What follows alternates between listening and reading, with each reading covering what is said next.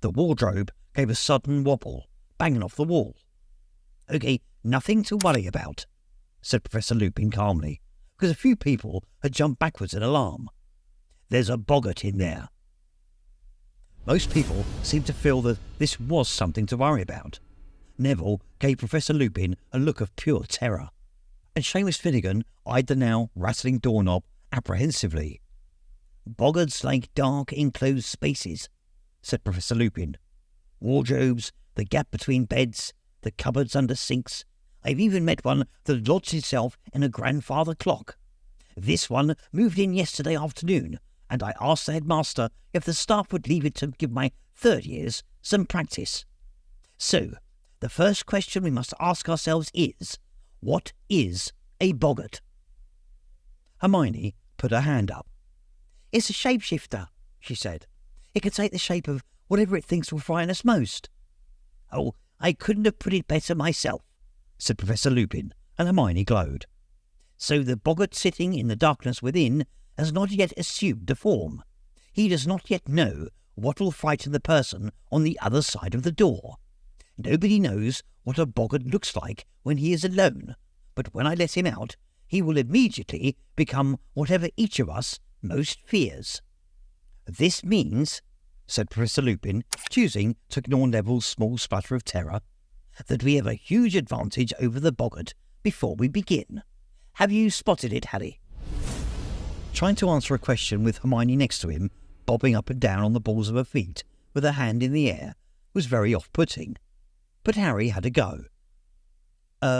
Because there are so many of us, it won't know what shape it should be?" "Precisely," said Professor Lupin, and Hermione put her hand down, looking a little disappointed. "It's always best to have company when you're dealing with a boggart. He becomes confused. Which should he become, a headless corpse or a flesh-eating slug? I once saw a boggart make that very mistake, try to frighten two people at once and turned himself into half a slug, not remotely frightening. The charm that repels a boggart is simple, yet it requires force of mind. You see, the thing that really finishes a boggart is laughter. Let me explain. What you need to do is force it to assume a shape that you find amusing. We will practice the charm without wands first. After me. Ridiculous." "Ridiculous," said the class together. "Good," said Professor Lupin. "Very good. But that was the easy part. You see, the word alone is not enough, and this is where you come in, Neville." The wardrobe shook again, although not as much as Neville, who walked forward as though he was heading for the gallows. "Right, Neville," said Professor Lupin. "First things first.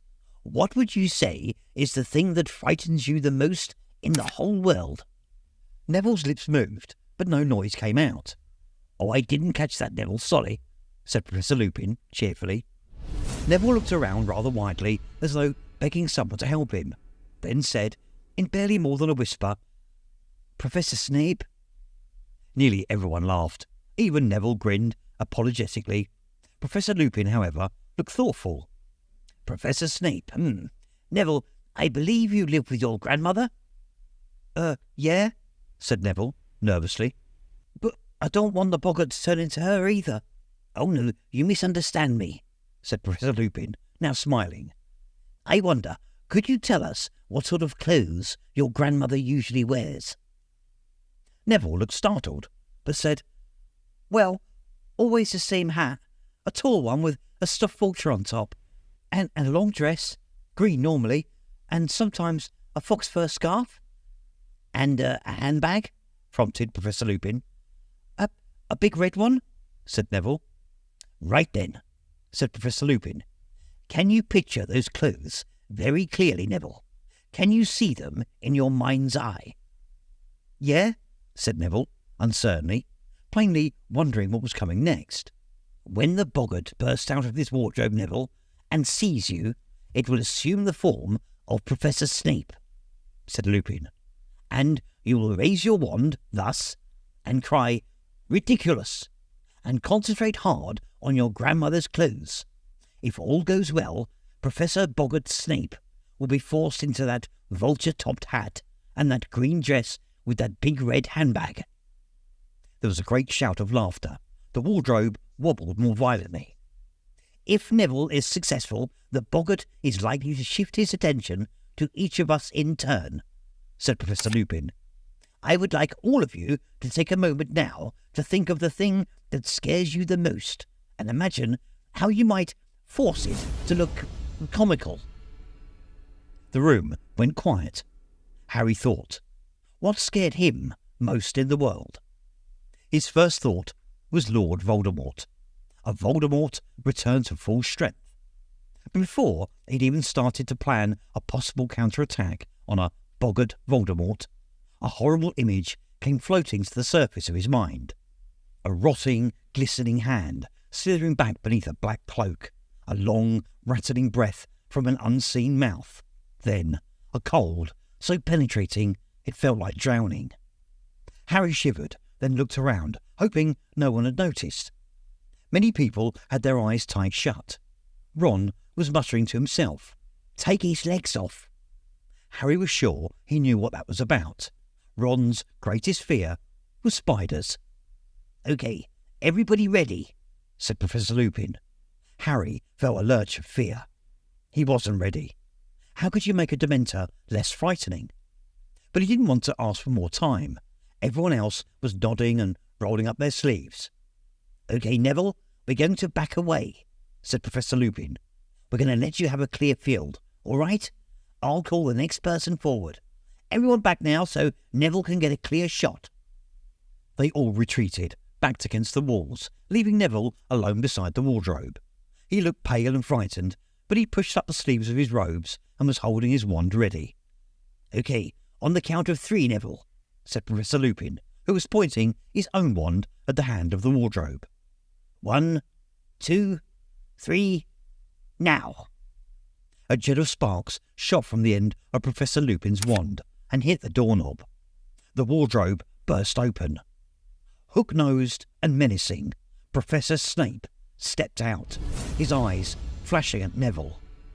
Neville backed away, his wand up, mouthing wordlessly. Snape was bearing down upon him, reaching inside his robes. Ridiculous!" squeaked Neville. There was a noise like a whip crack. Snape stumbled. He was wearing a long, lace-trimmed dress and a towering hat topped with a moth-eaten vulture, and he was swinging a huge crimson handbag.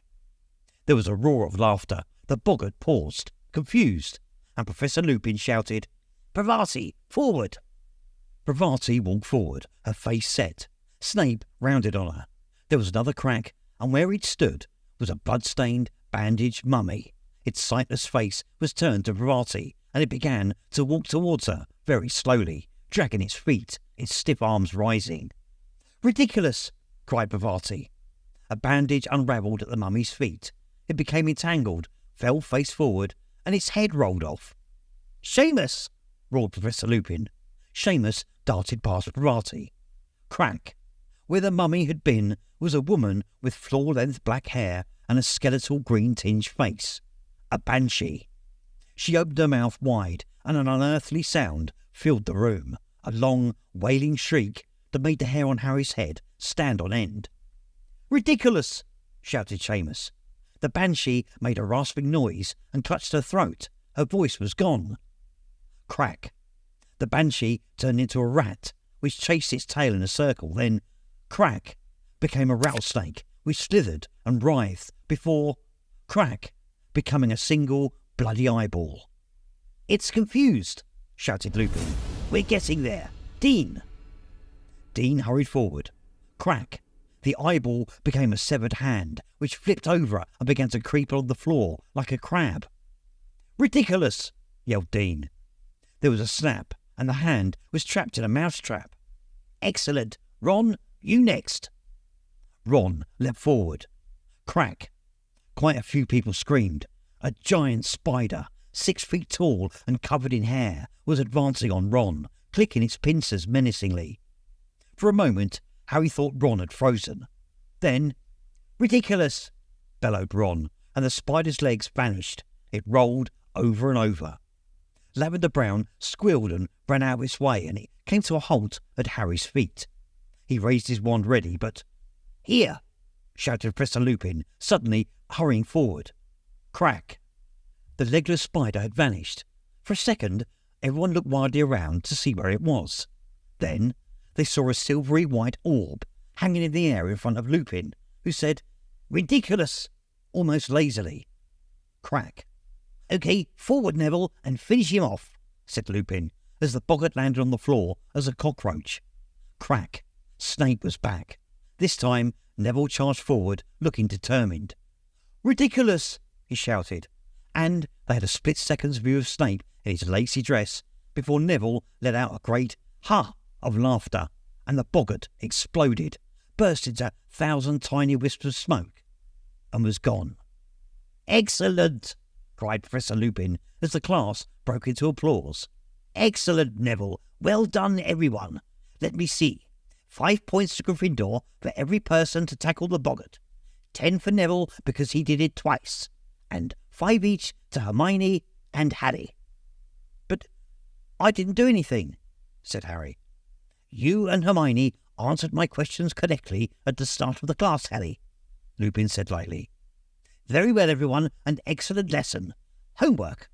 Kindly read the chapter on boggarts and summarize it for me, to be handed in on Monday, and that will be all."